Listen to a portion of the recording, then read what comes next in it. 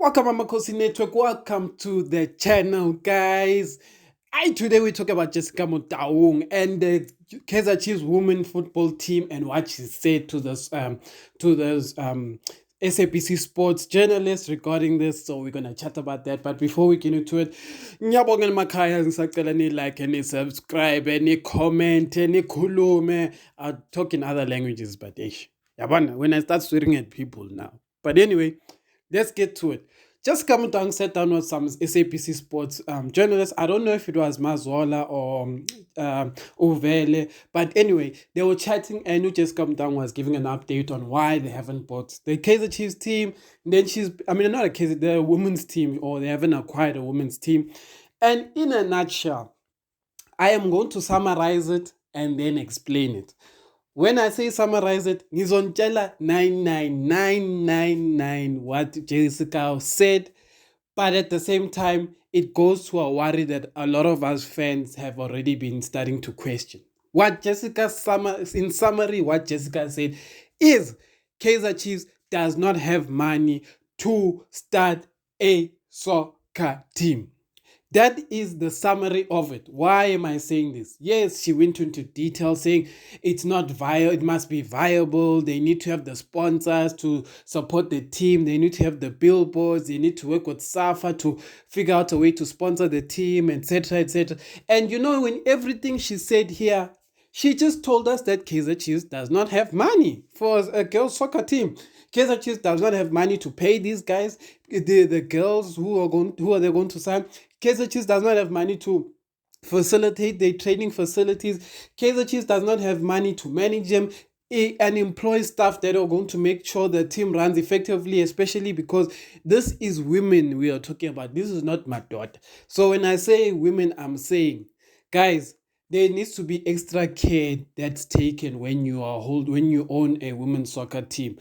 A lot of you think a women's soccer team is as easy as the men's soccer team. You just give them money. No, guys. These are ladies. At the end of the day, yes, some of them may or probably more manlier than some of us because they are that good at soccer, or they're just more manlier than us. But at the end of the day, they are ladies, guys. Meaning, there has to be extra caution. There has to be safety precautions because we know the country we live in. You can't all of a second Sunday say you're going to play the bus is going to drive to Mpumalanga, and then you don't have the right facilities or the right security around the bus, and then something happens to that bus and the girls get hurt.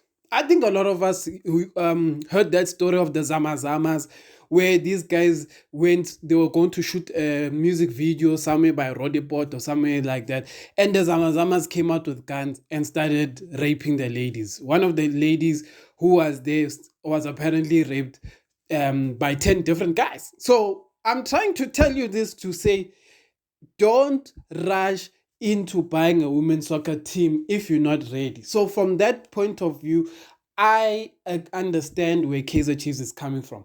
But from another point of view, which is my biggest worry, obviously women things are very big worry, but it's not our problem for now.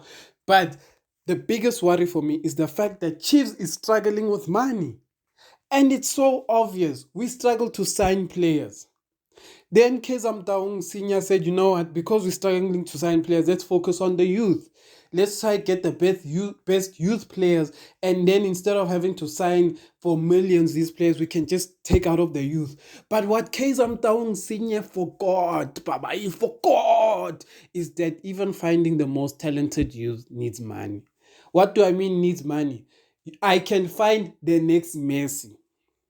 At the age of 10, I can find the next Messi. But if the coaches that are going to help develop this boy aren't high tier coaches, aren't excellent, aren't like European like coaches, then this Messi will be the boy who had potential but didn't see his potential. Why am I saying this? How many players do we have in the squad right now? Right now, youth players who have all the potential but no result. Gosimpilengo, all the potential, no result.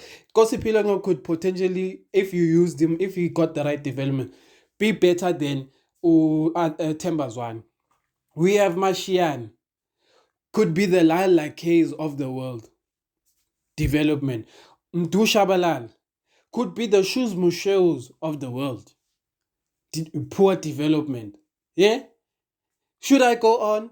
Do you want me to talk about Sabelo Khateb? Do you want me to talk about Usam Kelozwane, who's a defensive midfielder who can't defend? Do you want me to talk about Uduba, who is a striker? When we have Abu Bimenyimana, he doesn't even get a chance to strike because of whatever he's doing in training. I shall leave it there. But let me, and even worse, and I know all of you aren't going to understand when I say this. Blom, how many positions has Blom changed? Because they didn't develop him right from youth. Blom was a right back. He was a center back. He then became a midfield. Do you guys understand how poor that development is?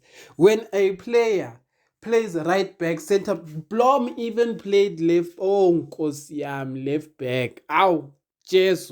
But anyway, that's what I wanted to say. And then the women's team, another thing that Jessica said, they spoke to Janine Van Veek's team and they said they just didn't come to an agreement. And yeah, isn't those appelela lapo? They were like, Janine Van Veek's funny team, and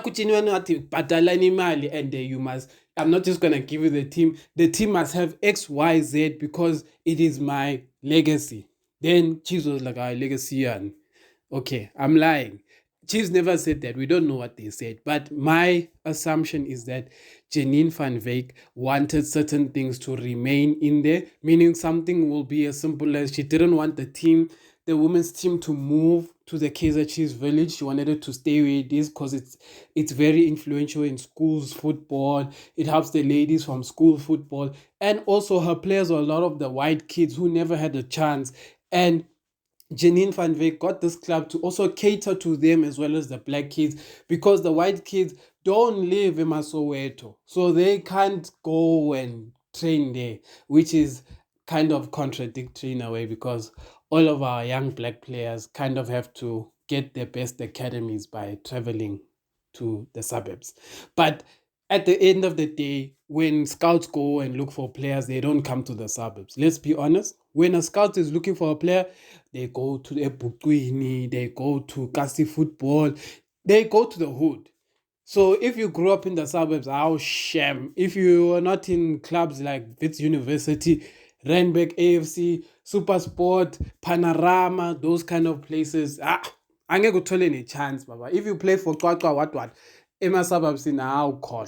But anyway, that's all I have to say. Amakhosi for life. Tell me what you think about Chiefs having a women's team. Amakhosi.